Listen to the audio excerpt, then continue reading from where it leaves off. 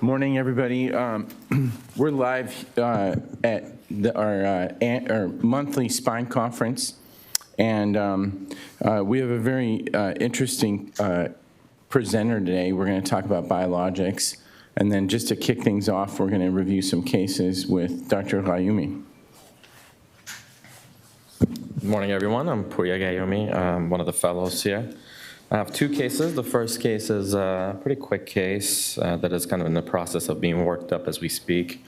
The patient is a 46-year-old gentleman who came in to our clinic with a rapid progression of numbness that started in his right foot and kind of worked his way up to his right arm, and also numbness and tingling in his left foot as well. He mentioned that he was unable to feel temperature, either hot or cold, on the right side of his body. He was seen and evaluated by neurology, and a cervical MRI was obtained, and then he was referred to us for evaluation. His symptoms are rapidly progressing and worsening within the span of a few weeks.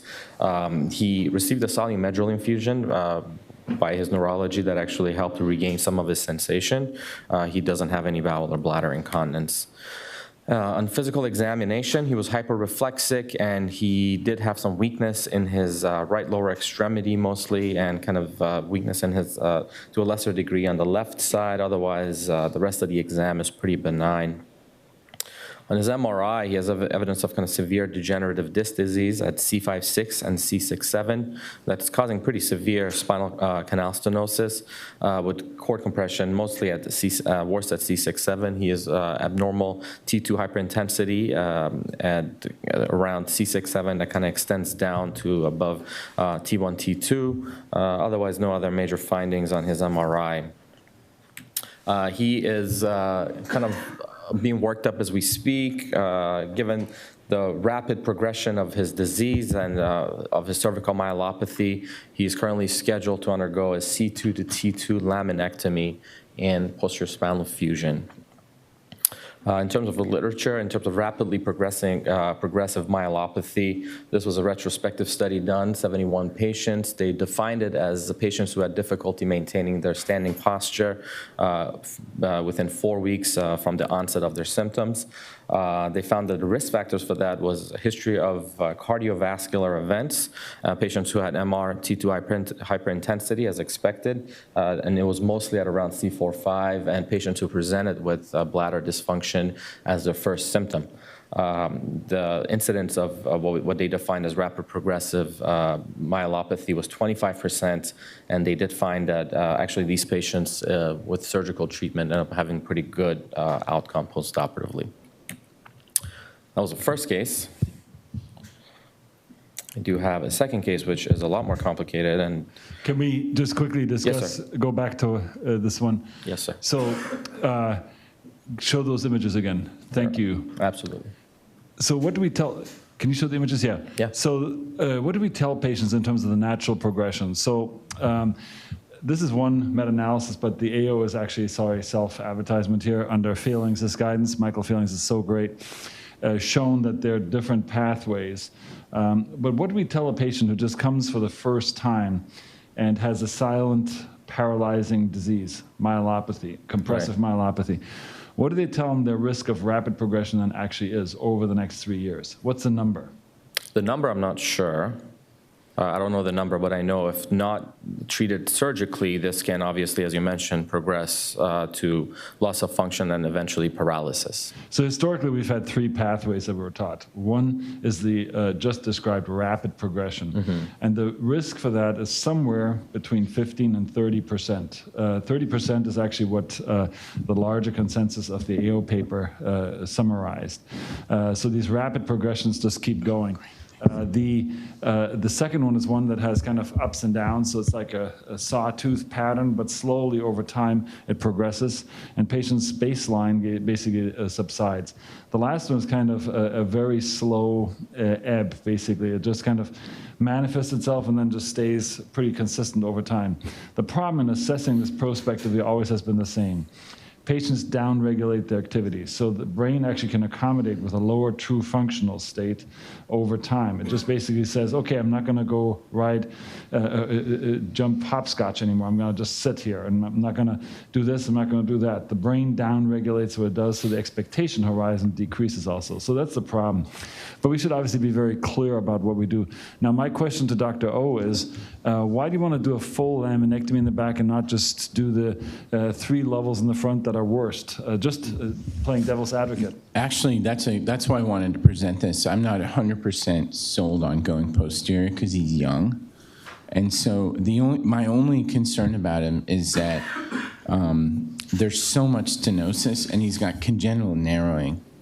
And so, do you do a 3-level ACDF, or do you go from the back? So my first diagnostic question is, do we have a CT scan to make sure there's not OPLL? Not so yet, he was going to get worked up. Because whenever I see that confluence, of material behind vertebral bodies, I'm worried about osteophytosis, which would change my approach. Secondly, is there a role in a young patient for motion-preserving surgery? So I'm going to just exclude ADRs here because they create too much of a signal echo on an MRI scan, and there's a significant need for this patient to have proactive MRI scans to check the cord signal. But what about a laminoplasty? Just, again, I think that those are all on the table. That's why I wanted to present this. Yeah.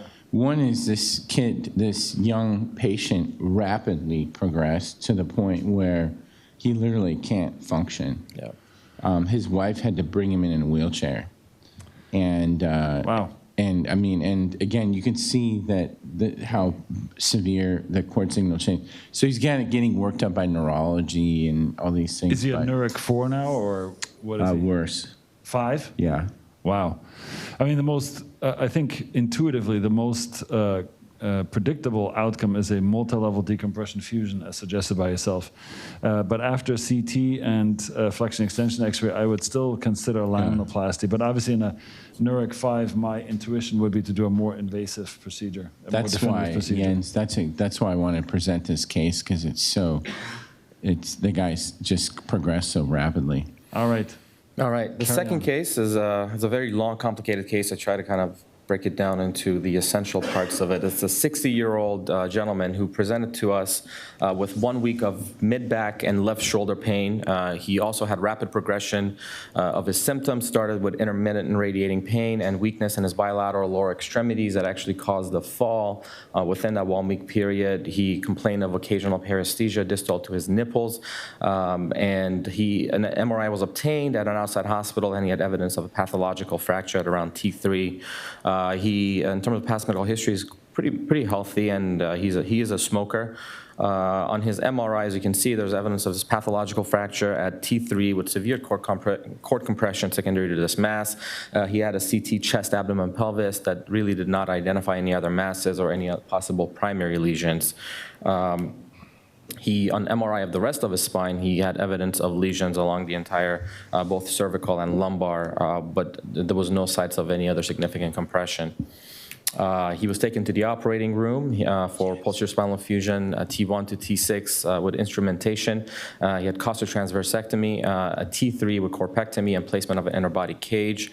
Biopsy at the time was obtained and was consistent with a plasma cell neoplasm, most consistent with multiple myeloma. He actually did quite well postoperatively and was discharged home a few days later with follow-up with radiation oncology and hem-onc.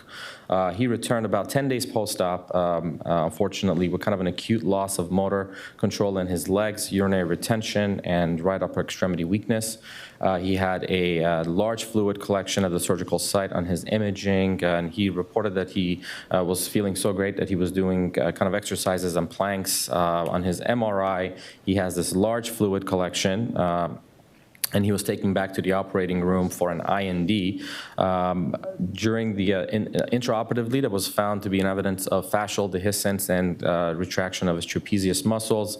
He has this large collection of straw-colored fluid along his spine, and there was also evidence of significant recurrence of his mass along the dura that kind of extended proximally up to about the distal cervical area. Debridement and excision of the mass was performed, and the plan was to take him back to the OR for definitive fixation, and he was taken back with a removal of his hardware and revision of his hardware with extension from C5 to T9 and extension of his laminectomies and resection of the epidural mass all the way up to around C7 and closure by plastic surgery. And this is the CT scan. I'm not sure if it's going to work.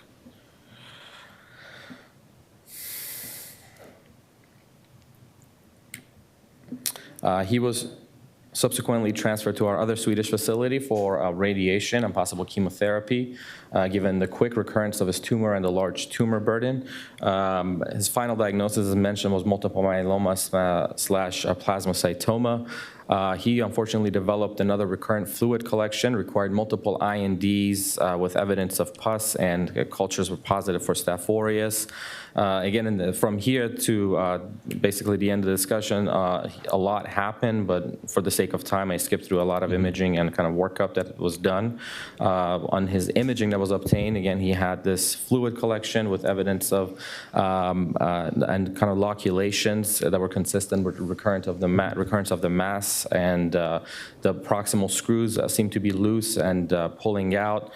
He unfortunately had a rapid deterioration subsequent to that with severe sepsis, bacteremia, and he had respiratory failure and expired a few days ago.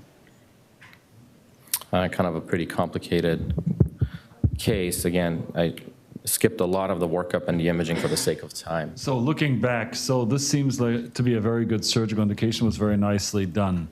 The decision-making of surgery in a patient with tumor disease is frequently accompanied by trying to estimate how well a patient will do, like their variety of scores like the Karnofsky index or others. What was the estimated time of survival? What was the bioburden of the disease, if I may so say? So at the time of his presentation, we didn't have an exact diagnosis. There was no biopsy, but he had such a rapid progression of his symptoms and neurological deficits, and on his MRI, obviously a significant amount of compression, that we took him to the operating room for resection and stabilization. After the pathology report, and the report was multiple myeloma, actually that was, kind of a relief that it wasn't a metastatic disease, and we thought that with radiation and chemotherapy, hopefully would be able to have a good survival rate with this disease, but unfortunately that's not how it played out. So one of the things I think this guy developed after surgery was CIDP, which is very common, and I think we all missed it. Can you tell the audience what that is? We all missed it. I thought Purya was going to talk about it, but it's actually, it's a very rare, it's critical illness polyneuropathy, basically, and it's very common in myeloma patients, and he developed basically both arm and lower extremity weakness, and it basically developed with, I think, after he got radiation. And was getting chemotherapy. And it's very common, they're immunocompromised. No one really fully understands it, but we should talk about it next time, Purya. Will do. Because I think the surgery here wasn't the issue. Yeah. Is that this guy had an aggressive tumor disease burden, and then I think the main thing, honestly, I wanted everyone to talk about was CIDP. Okay. Because I think even the oncologist missed it. And so it's just kind of one of those, it's keep in the back of your head. I don't know if Dr. Hart has anything to say. Yeah, I'll put it on. Yeah, this was my case, and I think he may have developed that sort of after the second extension of the fusion. Really, he was focally weak at the first presentation, and he was more focally weak at the second presentation.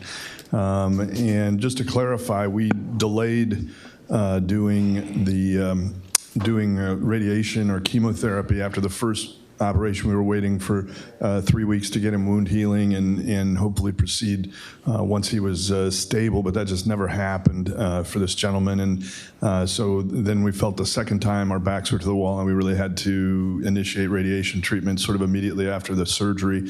What we found at the second intervention was that the tumor burden had just spread incredibly rapidly, even seemed to have spread since the imaging that had been done only less than 48 hours before we got him to the operating room, and really was compressing the cord both proximally and distally to the prior operation. So in conversations with both his medical oncologist and his radiation oncologist, they all kind of verified that they've seen this sort of aggressive pattern in just a few myeloma patients over the years. And the comments that both made were that the few cases they had seen did not end well. And unfortunately for this gentleman, that was very much his course. My name is James Ying. I'm the physiatry training interventional spine fellow.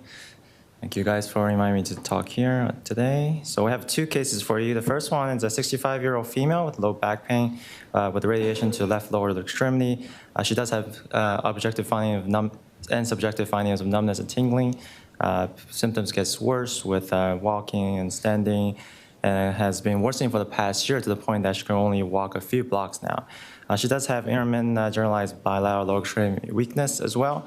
And she's tried all these conservative treatments, including epidural steroid injection with a 2 months relief.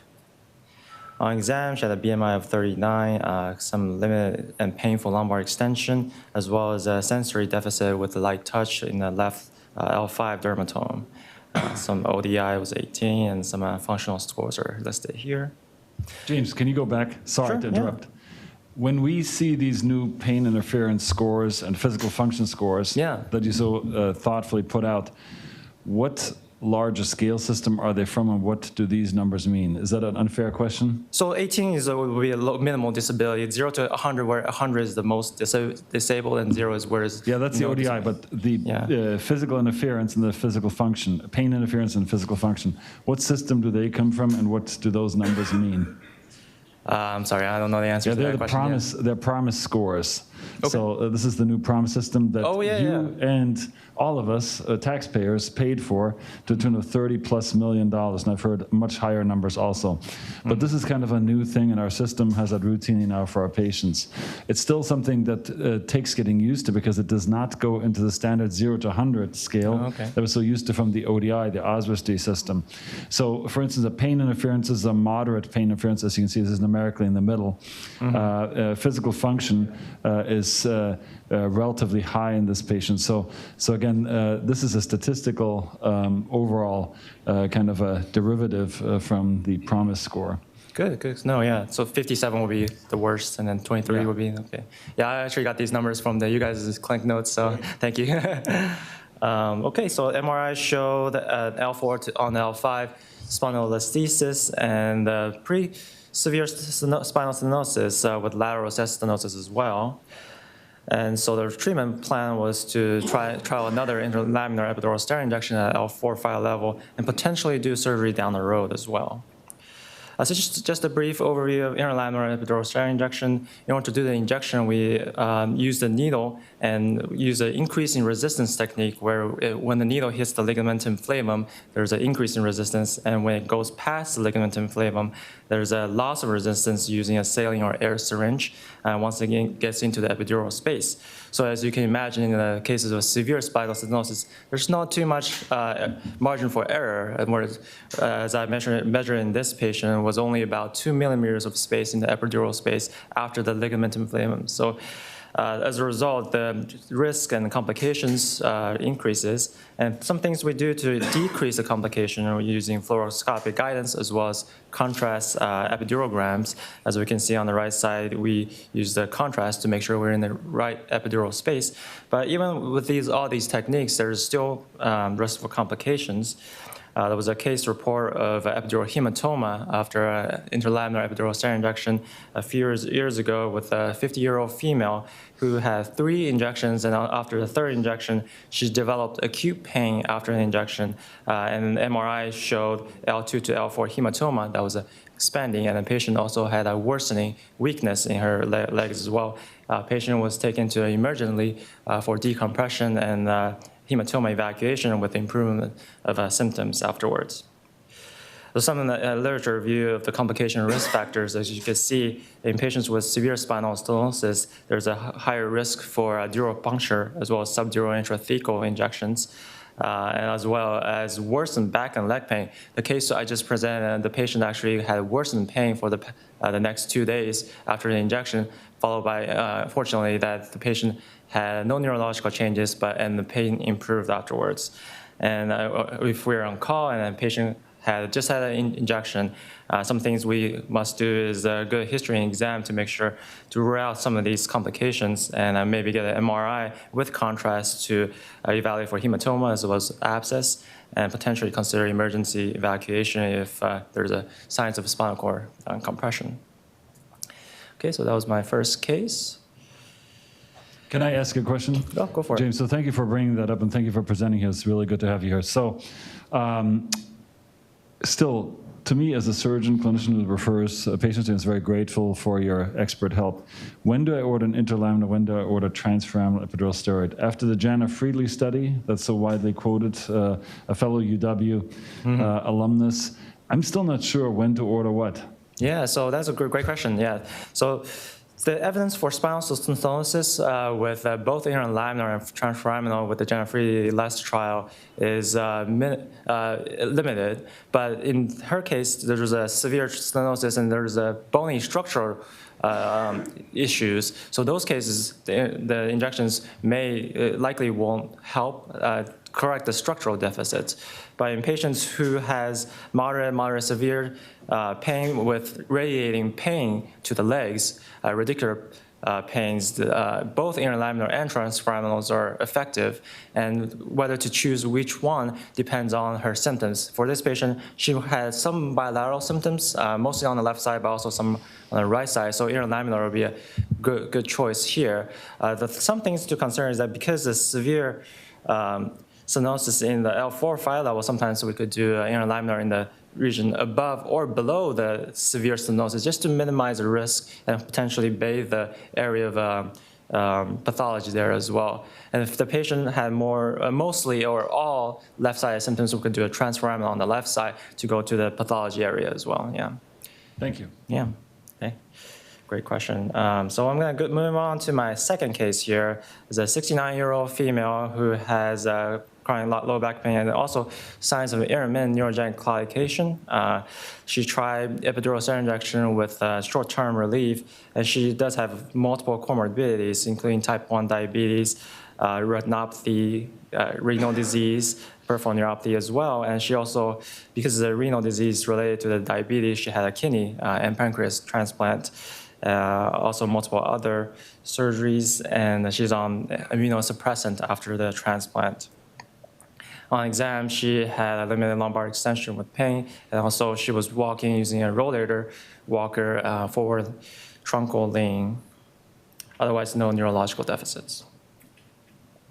And on MRI, she had multiple degenerative changes, especially at L3 and L4, and L4, L5 levels with a moderate spinal stenosis. So this case was discussed with our surgical colleagues with potential decompression. This case was moderate stenosis. Also, patient had multiple comorbidities and transplant and immunosuppression. So ultimately, we decided to proceed with a Vertiflex interspinal spacer for this patient, which is a less invasive alternative to surgery. It limits lumbar extension and reduces mechanical induced stenosis, and hopefully help with the symptoms of neurogenic claudication. So briefly, to go over the procedure, we use a percutaneous or a small incision to introduce a cannula setup to the interspinal space and deliver a titanium implant to using the cannula. As you can see, we checked using fluoroscopy guidance in the lateral and AP views to place the interspinal spacer. The largest randomized control trial came out in 2015, comparing the Veriflex spacer versus a control spacer, the X-Stop, which was approved in 2005. And the study, the difference between the X-Stop is that X-Stop uses only the open surgical approach compared to the Superior on the Veriflex uses either a percutaneous or mini open surgical approach. And as you can see, the results was very similar between the two groups with 70% decrease in leg pain and about 70% decrease in the back pain as well. They studied the ODI, VAS, as well as the claudication questionnaire. The reoperation rate and revision rate were similar between the two groups, as well as the decompression and fusion rates between the two groups. And device migration was at 0% in the superior arm versus 11.9%. But in contrast, the spinous process fracture was more in the superior group, although most of the cases were asymptomatic according to their trial.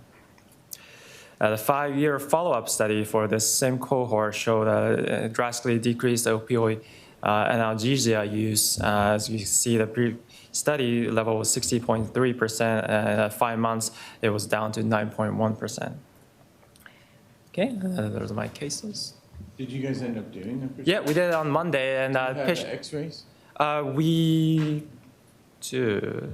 Let's see. That's okay. Sorry, yeah, I could pull it up later. Yeah. The patient. How many levels did you guys So we did 2 levels, L3, L4. Yeah.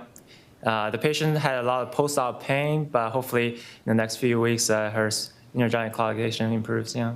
How good is this device in terms of MRI compatibility post-operatively? I believe it's titanium, so it should be. No. I'm not sure. Yeah, don't order it, but I'd just be curious to see how they look. The problem with the X-stop has been, again, the literature is very hard to analyze because they're usually interested publications. And again, the paper that you quoted has at least 2 people that I recognize as being immediately involved with that company. And that's okay, maybe, or maybe not. Probably it is not a problem. The main issue is that the X-stop in most clinicians' experience that I know failed over time.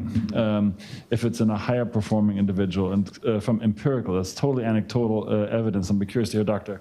Hart's, no, he's not here right now, thoughts, but they loosen over time. They simply loosen and scallop out a nest in the spinous process. So there's actually not a true maintenance of kind of decompression over time. So the original intent of the X-stops was to be put into very morbidly restrained patients who don't have a high activity profile. But I'm not sure how this, in this research study, differed.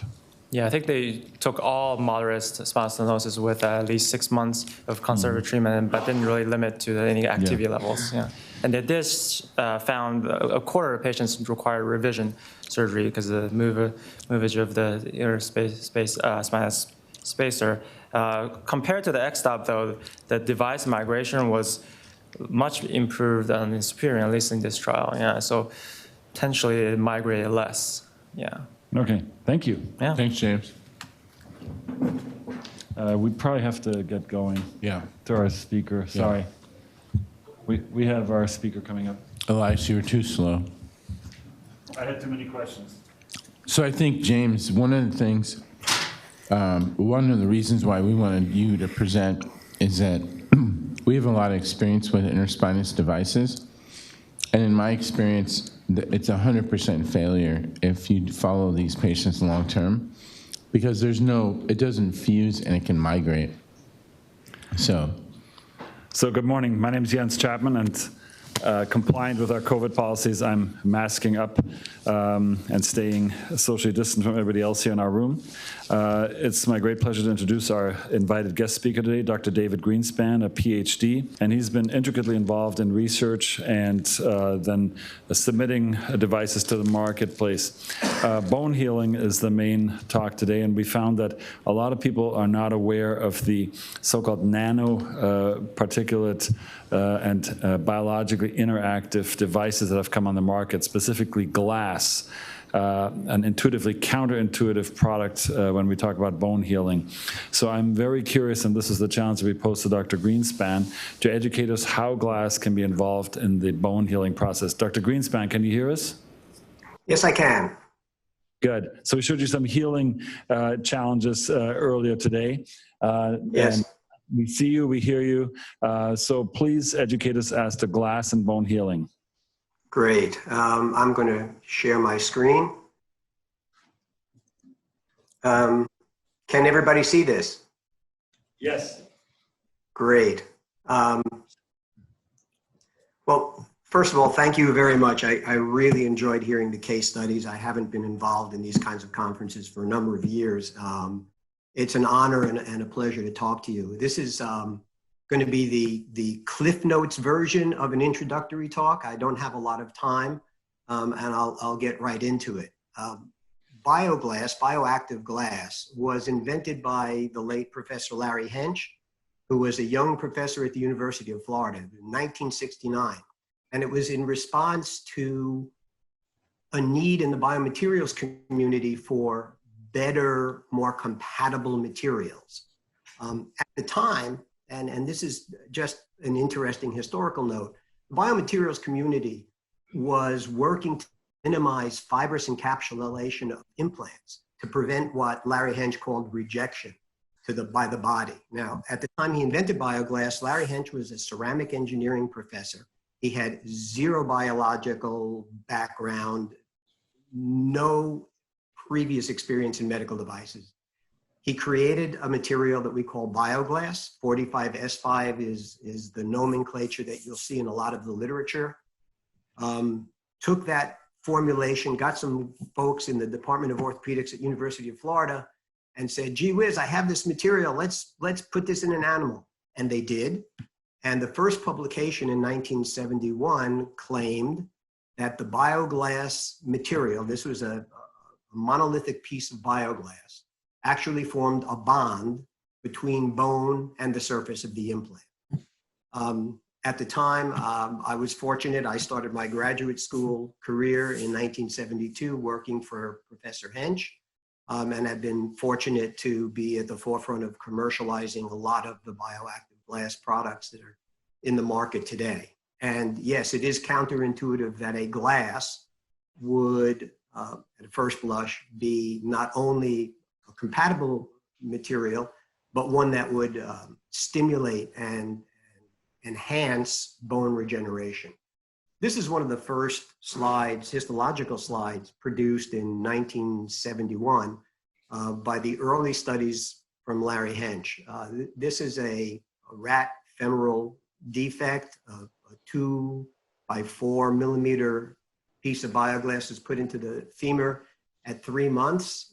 Histology was performed. It took Dr. Homer Pascal, who was a pathologist at the VA in Gainesville, about 7 months to develop a technique to be able to section a hard material bone interface, trying to put this material in wax and use a diamond blade, ruined diamond blade. So that's how unique this was. Nobody had a technique for doing this kind of histology, but you can see the bulk bioactive glass, a silica-rich layer, and a calcium phosphate layer, and bone growing directly on that implant. I like to call this medical archaeology. You know, you bury something in bone, you go away, you come back at some later point, you dig it out, and you try to figure out what's going on. I mean, that's really where we were in the 70s. This was a curiosity rather than, at that point, a revelation. And I'll show you in the upcoming slides that it is a revelation, and there's a good reason why this material is used now so widely as a synthetic bone graft material. This is another early slide. This was a Pattis monkey. You can see a 1.2 centimeter disc cylinder. It's a segmental bone replacement. It was stabilized with a Kirschner wire. The animals were allowed to roam in their cages. There was no external fixation, no immobilization of the implant at 3 months.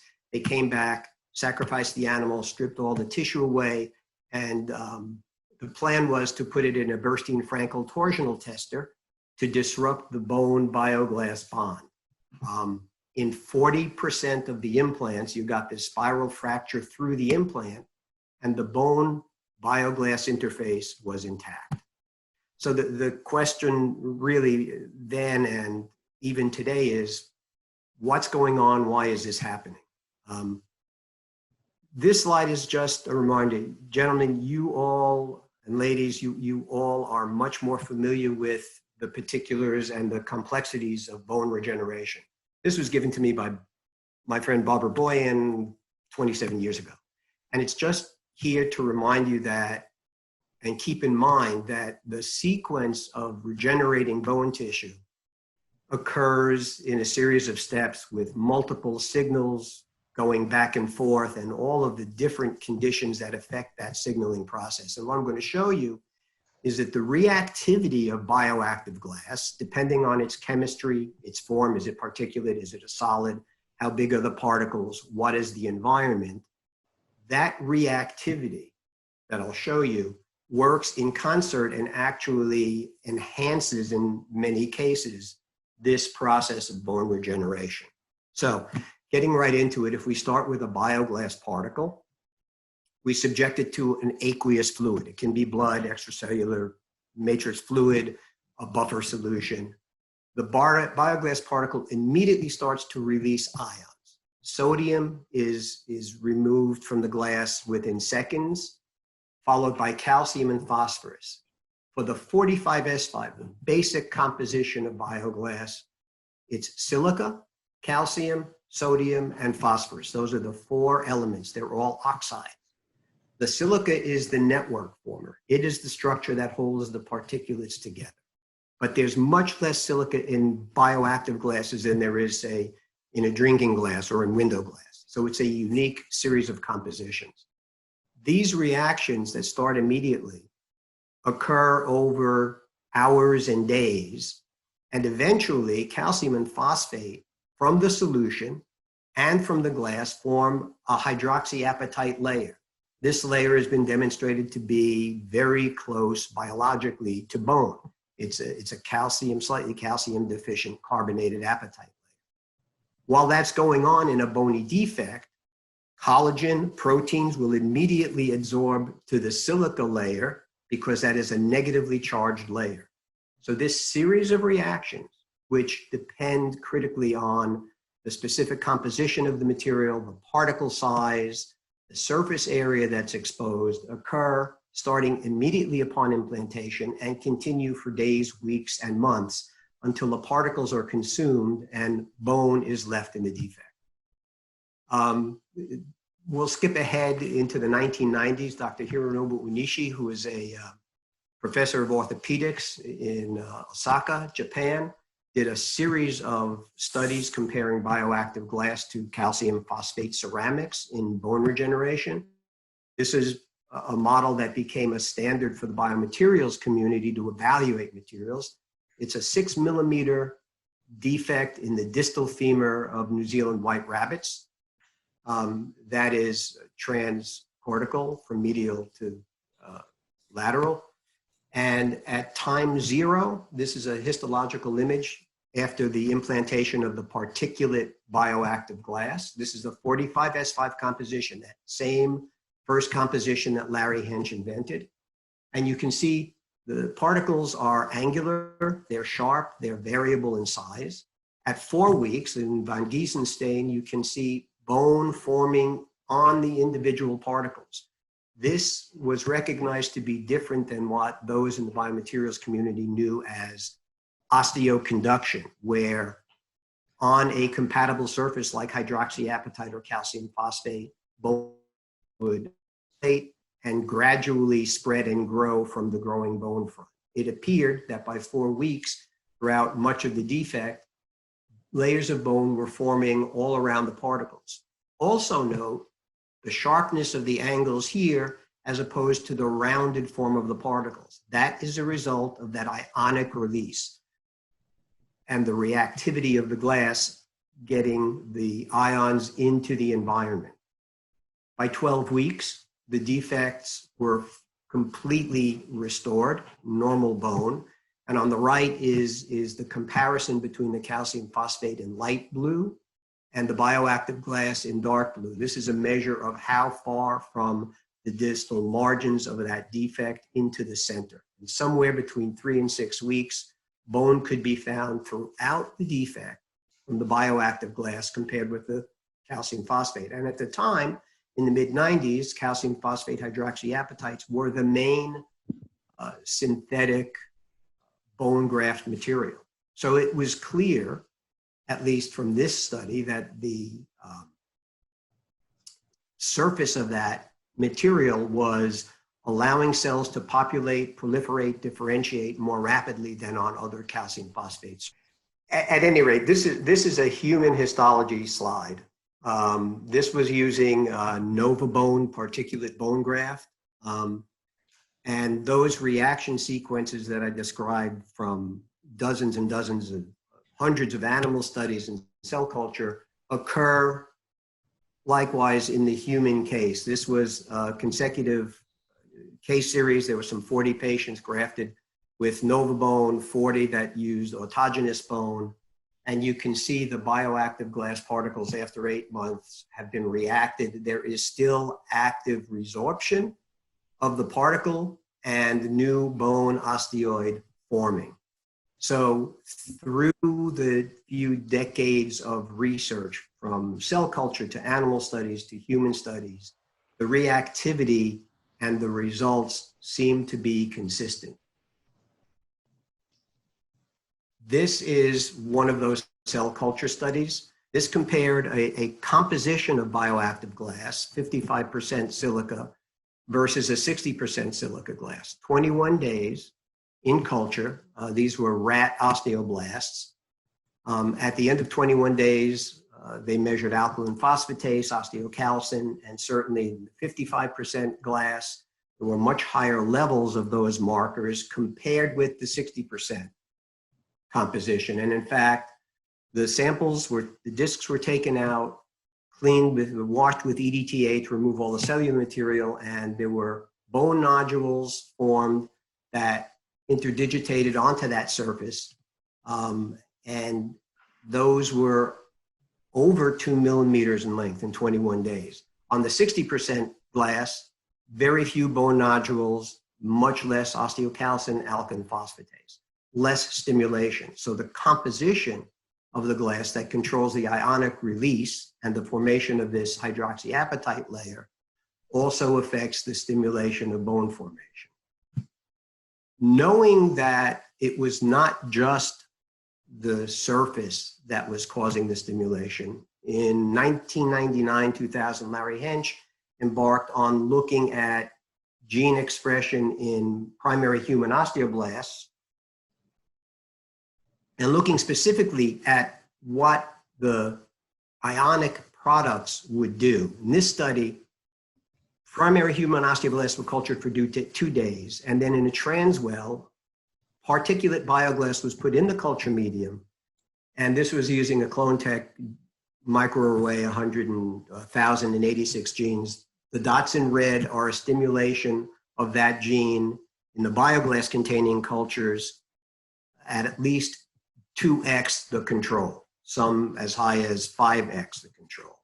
In green is a downregulation. The point of this slide is that bioglass particulate in the cell culture medium without physically contacting the bone cells was causing a stimulative response, causing a change in response. There were many other studies along those lines that showed a stimulatory effect on proliferation and differentiation of bone cells from the ions. There also appears to be some proangiogenic capacity of this material, again related to the ions. This is a study by Liu and Leach, 2008. On the left of this slide, you see control cultures, human vascular endothelial cells grown in media supplemented with VEGF. And the VEGF, of course, is causing the vessel buds to form. The middle is a control without VEGF. And on the right side is a culture with no VEGF, but containing 1.2 milligrams of bioactive glass, again, in a transwell, so that the glass itself was not in contact, physical contact with any of the cells. The right side is, I like to call this my Goldilocks slide. With very little bioactive glass, there was not much stimulation of the vessel buds. With an appropriate amount of material in that culture, there was a significant increase in buds, in fact, similar to with VEGF. And with a lot of bioactive particulate, the release of the ions was too great, and it caused a negative response.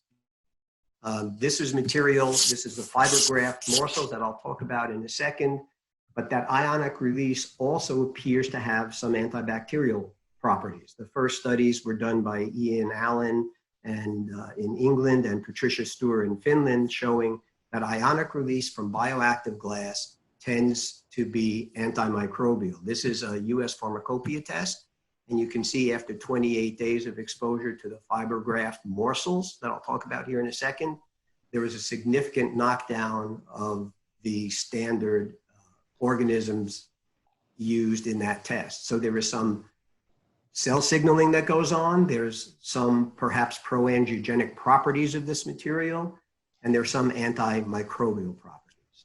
So fibergraft versus on the left, versus a particulate non-porous material of the same composition. It's quite clear that the fibers, small fibers, high surface area, lots of ionic reaction are sintered by that reaction. And that is also given a second heat treatment to produce a shell that controls the rate of ionic release. And what you see here is the outer shell of a morsel split open. You can see those fibers that are first sintered. Each granule is a matrix of these 5 microspheres. The porosity allows fluid in and allows ionic products to come out. So the material gradually resorbs. It's processed specifically and engineered to this structure. And because of that structure, one gets a very consistent result with what I say is the proper rate of ionic release over a long period of time to create this optimal effect. So to kind of bring it all home, and I do apologize for that interruption in internet, with silicate bioactive glasses, and I could spend hours on them, this slide alone, but the surface is important because bone cells, any cells need some place to anchor, to proliferate and differentiate. But it is not the surface alone, and that hydroxyapatite layer is the key. It is the ionic release, the kinetics, the rate of ionic release. And all of that is controlled by surface area, the amount of graft material, the location that you're grafting, the particle size, the composition. And we know over now 20 years from Larry's first experiment with the gene expression studies, that this ionic release has a proangiogenic effect. There is an osteogenic effect compared to other synthetic materials, and quite honestly, compared to allograft materials. And there is clearly a short-term antibacterial activity that's related to the ionic release. So in conclusion, the bioactive glass goes through that series of reactions over time. The particle size, the surface area of the implanted material, the composition affects those rates. And that will have a significant ultimate impact on the success or failure of the graft material. And fibergraft has been engineered to control those events over a long period of time, to promote bone regeneration, to moderate the reactivity of the particle and control the resorption so that it doesn't resorb too quickly and it doesn't stay around too long.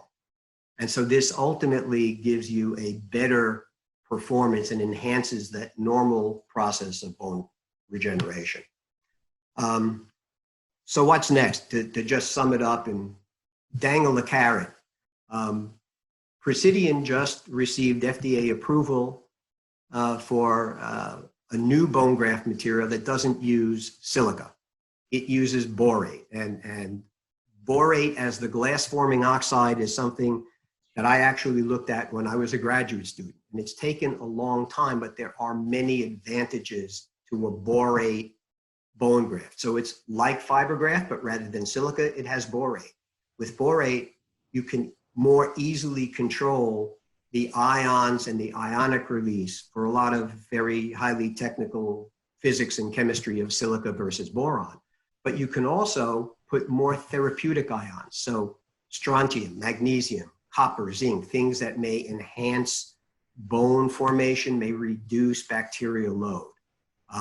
Johnson & Johnson just gave Prosidyan their first in human approval, which means that you will soon be seeing this new borate bone graft enter into the market. And with that, again, I apologize for losing internet connection, and I'm happy to answer any questions.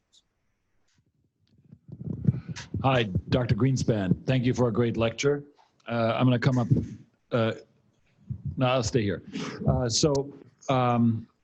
a lot of compelling slides. If you can go back a couple of pictures to one of your beautiful histology slides. I don't know what stain it was, but it showed the transformation of the very angular crystalloid kind of, to me, looking structures.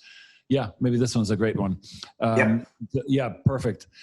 Into something more biologic. So explain to me, if you will, very briefly, what's the difference of glass to ceramic if I looked at this ultrastructurally like this? Sure.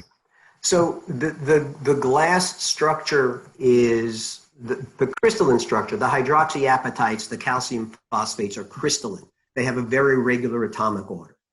The glass is amorphous, so the bond angles of that structure on an atomic scale are different. And in fact, they're not all, they're a combination of covalent and ionic bonds.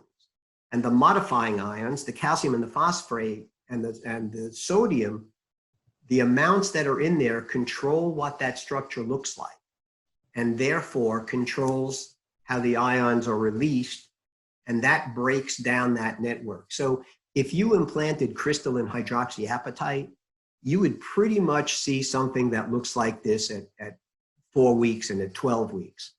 But these edges and corners are high energy surfaces. They release ions very quickly, and that's why they get worn down and transformed. And there is an action of cells, and that slide, that histology slide that I showed you, this was not a trap positive stain, so we don't know that it's an osteoclast, but we've done other series of studies that show trap positive osteoclasts actually resorbing the surface of the bioactive glass. They'll do that with calcium phosphates, but because of that chemical nature, you get this reaction more frequently and more robustly, which then releases more ions that evidently have a stimulatory effect on the precursor cells and the osteoblasts to stimulate to form new bone. Active glass compared to calcium phosphates or other inorganic materials always show higher levels early on of alkaline phosphatase and then osteocalcin more quickly than other materials. So they're stimulating the cells to respond because of those ions. So I want to take you back to the initial 24 hours after implantation of any form of a biomaterial with the intent of forming bone. So is it correct that the initial healing response depends upon the number of pluripotent fibroblasts that attach to the newly inserted biomaterial? That's a great question. And the honest answer is that we don't know, but we think, and what we see is that the attachment of these pluripotent cells to the bioactive glass does appear to occur more robustly, more quickly. I don't think anybody's ever tried to get that granular to numbers, but in study after study with this material, we see earlier proliferation signals from these cells, earlier differentiation. One of the articles that Larry Hench published out of Imperial College in 2000, 2001 showed the cell cycle altered with exposure to the bioactive glass compared to inert or more inert biomaterials. The how and the why is something that we're still trying to figure out. Chemically, very locally, there is a slight alteration of pH. pH and ion are likely to change conformations of proteins, somehow enhance the signaling mechanism. We know that if there's too much material, it gives you a bad result. Dr. Greenspan, we have to unfortunately come to a close. Yeah. So I want to close with a 3-question series, if okay. I'm sounding like a lawyer here, with yes/no answers. So is this FDA approved for, let's say, placement in a posterolateral graft in the spine, this bioglass? Yes. Do I mix it with autograft 50/50, or can I just put it in de novo? There are some clearances that require it to be mixed, but I believe there are some of these materials that are used alone that do not require autograft. So we'll have to look at that. So then the final triple hit questions. It's the famous osteo and then the suffix. So this is osteoconductive. Yeah, you know, I work on ASTM committees to standardize things, and Larry Hench came up with the term bioactivity.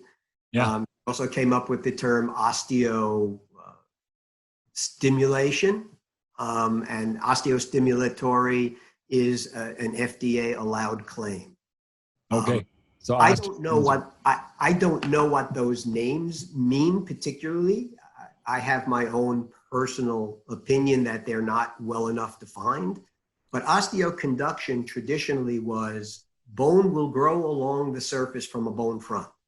With bioactive glass, we see in this slide that at the edges you get multiple foci of bone that don't appear, even in serial histological sections, don't appear to be growing just from the front. That means that pluripotent cells are somehow colonizing the surface and differentiating earlier and more robustly.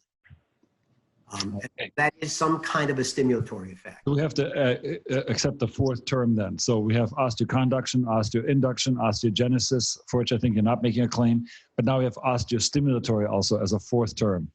Yeah. The Greenspan quadrifecta of bone healing. My term is that of all of the synthetic bone graft materials, the 45S5 bioactive glass composition, the fibergraft material that I talked about are the best bone synthetic materials for regenerating bone tissue. Great. Study after study. I don't know why. Thank you for a very thoughtful and, despite the technical disruption, visually very stunning presentation to show us that glass is not some toxic thing that will be glass polluted, but be a friend for bone healing. And we're now learning to open our minds towards osteostimulatory as a fourth category. Yep. I appreciate it. Thank you for the invitation. I'm always happy to answer other questions if there are many. So look forward to a future presentation again. I appreciate it. Stay safe and well. Bye-bye. Thank you. You too. Thanks for watching. Hit the subscribe button for more medical content.